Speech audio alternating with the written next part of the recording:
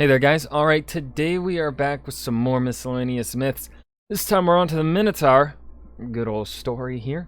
Before we dive in though, make sure you go and check out the links in the description box below. I would love it if you joined the Discord and followed me over at Twitch. Do I want to say anything before we get started on the Minotaur?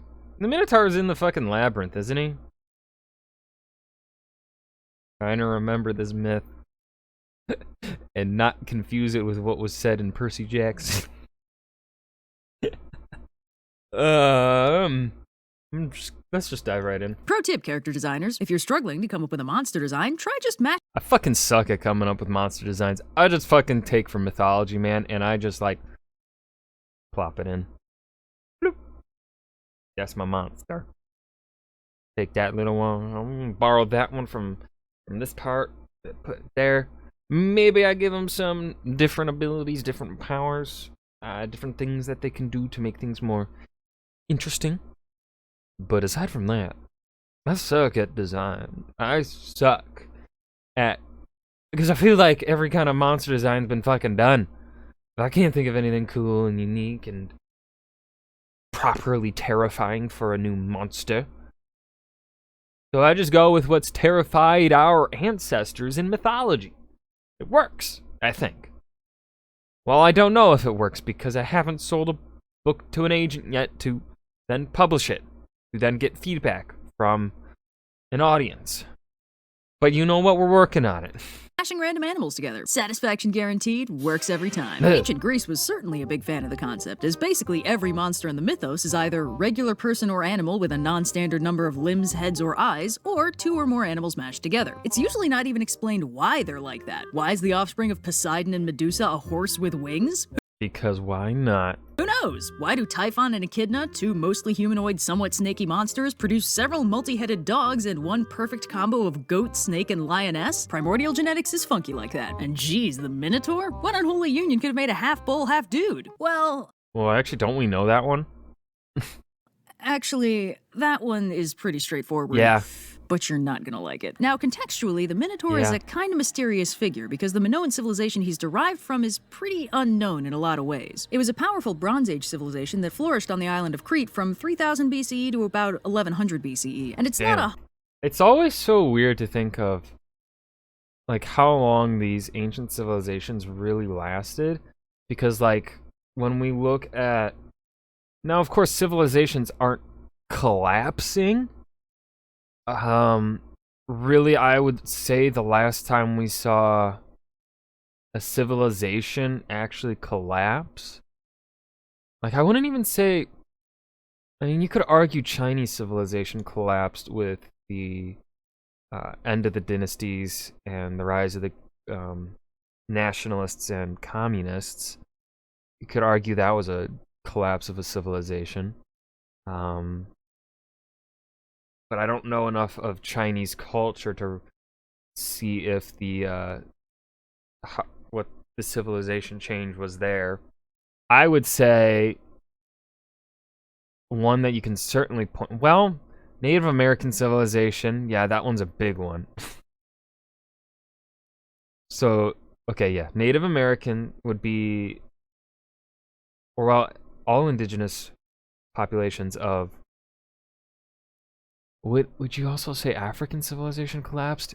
Because again, that depends. I say civilization collapse depends on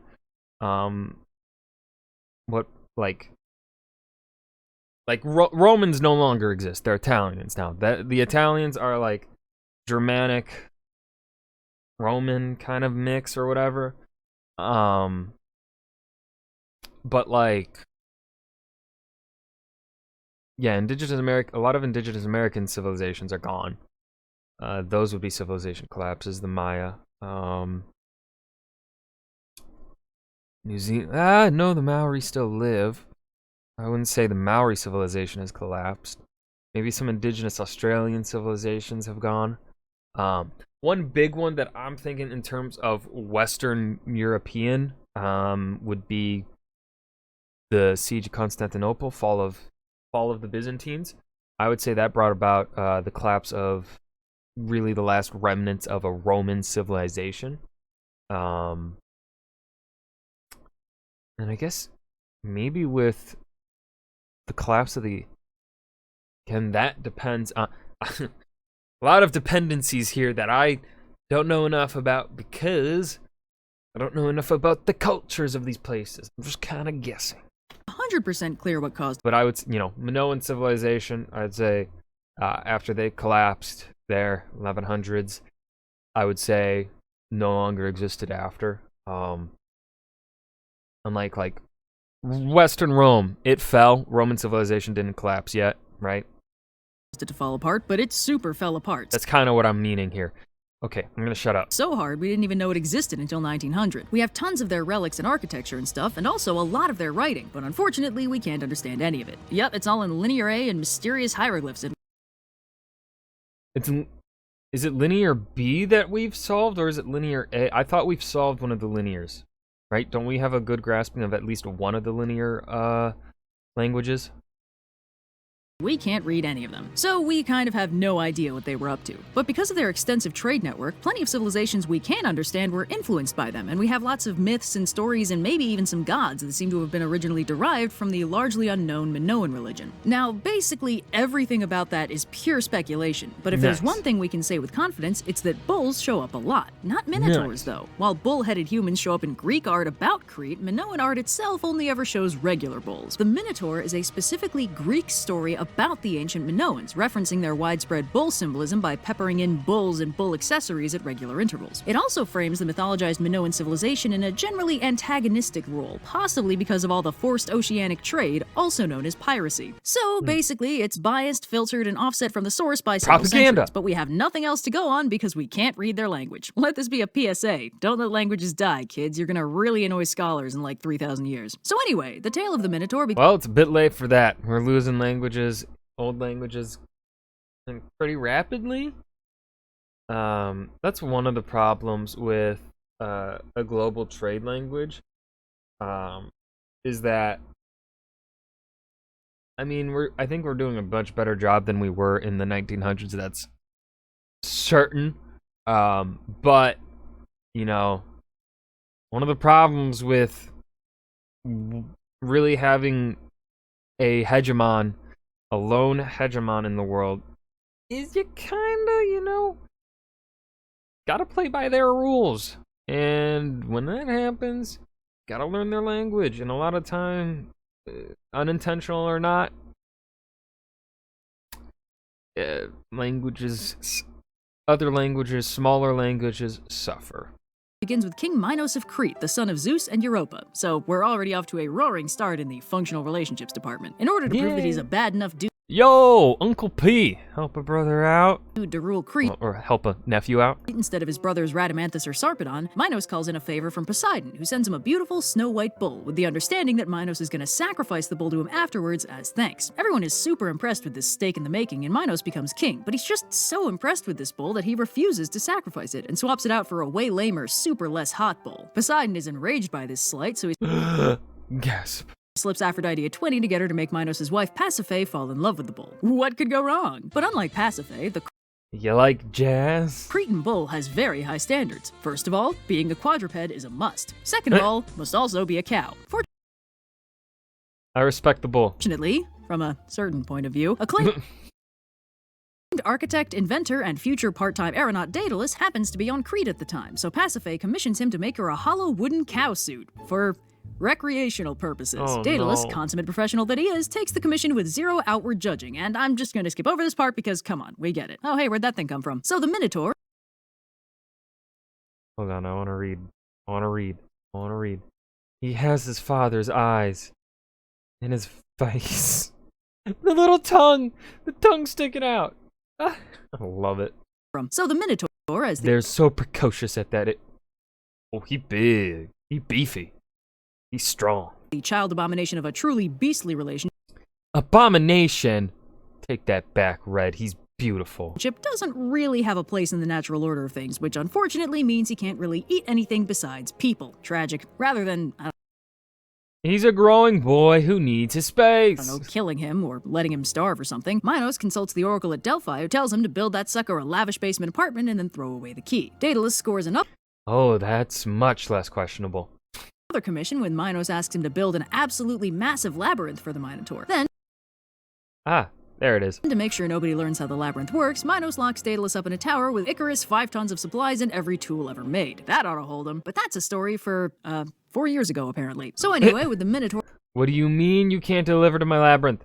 Put your manager on. functionally imprisoned in a really big, impossibly complicated maze, that fixes the potential rampage problem, but still leaves the whole food issue kind of up in the air. But what's the point in being king if you can't be kind of a dick about it? The exact justifications vary No need to push. Plenty of room. from telling to telling, but long story short, Minos demands a human sacrifice of 14 young Athenians every few years to keep the Minotaur fed. This goes smoothly for the first couple sacrifices, but on the third go-round, this Athenian gasp. whole Minotaur human sacrifice situation draws the attention of a spunky young hero aiming to prove himself. Specifically Theseus, Athens' founder hero and official best boy, which really Kidnapped 12-year-old Helen of Troy so he could marry. Oh. Accidentally made his father kill himself because he forgot to swap his sails like an absolute creep. Oh no. Abandoned the girl who saved his life and left him on an island. Oh no. Had his son Hippolytus killed because he's a gullible. Oh no. reflects more poorly on Athens than anything else. Anywho, Theseus brings a big cool boat and plenty of gumption, but not much in the way of a plan. So it's lucky for him that Minos' daughter Ariadne takes one look at this new cute boy and goes full head over heels for him, possibly because she doesn't get out much. Now Ariadne is very Relatable. familiar with the labyrinth. In fact, in one early Furthermore, he wrought a green like that which Daedalus once made in Knossos for lovely Ariadne. Herion there danced youths and maidens whom all would woo, with their hands on one another's wrists. The maidens wore robes of light linen, and the youths well-woven shirts that were slightly oiled. The girls were crowned with garlands, while the young men had daggers of gold that hung by silver baldricks. Sometimes they would dance deftly in a ring with merry twinkling feet, as it were a potter sitting at his work and making trial of his wheel to see whether it will run. And sometimes they would go all in line with one another, and much people was gathered joyously about the green. There was a bard also to sing to them and play his lyre, while 2 tumblers went about performing in the midst of them when the man struck up with his tune. All around the outermost rim of the shield he set the mighty stream of the river Oceanus. early citation of the story mentioned in the Iliad, it suggested the original version God, I wish I could write poetically like that. I wish my words could flow. of Daedalus' labyrinth was built specifically for Ariadne as a dancing path with no Minotaur involved. Mythologically, Ariadne and the labyrinth go way back, maybe even farther back than the Minotaur, and some people theorize Ariadne is actually originally some kind of Cretan goddess known as the Mistress of the Labyrinth, which is dope as all hell, but not what we're here for. Ariadne helps Theseus out by giving him a ball of thread, called a clue, that'll let him retrace his path out of the labyrinth, and Theseus makes his way down with her guidance, eventually finding the Minotaur and engaging it in totally rad combat until he manages to decapitate it. You're welcome, Minos. And so ends the tale of the Minotaur. Surprisingly, well, I think it's surprising anyway, Minos doesn't seem too happy to have his monster problem fixed, and Theseus and Ariadne book it out of Crete along with the other Athenians. But for whatever reason, later retconned as divine intervention, but originally just kind of a huge dick move, Theseus totally ditches Ariadne and leaves her alone on the shores of Naxos while she sleeps. Fortunately, when she wakes up, her grief and betrayal is mitigated somewhat by the fact that Dionysus himself shows up to help her out and also maybe propose or something because he thinks she's really cute. And they end up getting married and living very happy immortal lives together up on Olympus. While in contrast, Theseus' love life goes not well. Fucking deserved. But with all the kidnapping and personally pissing off Hades and such. Yeesh, javelin dodged. Moral of the story? Probably, keep your promises, be true to your responsibilities, and, oh yeah, stop boning animals. Jeez. I feel like you don't need to say that last one, Red. Guys. I'm all out of love. Athens, sweetie, I know Theseus is your founder king and everything, but you gotta stop covering for his bad behavior. It's toxic. When you rewrite his myth to involve Dionysus commanding him to abandon Ariadne in order to justify his behavior, we notice, okay? It's gaslighting. Stop it, Athens, stop it. When you portray 12-year-old Helen of Troy as a happy consenting adult during her kidnapping by Theseus and Pirithous, we notice. Yeah, yikes. Hottest take of the tri-millennium, folks. Theseus is officially #canceled. And that was Miscellaneous Myths, the Minotaur. I hope you guys enjoyed.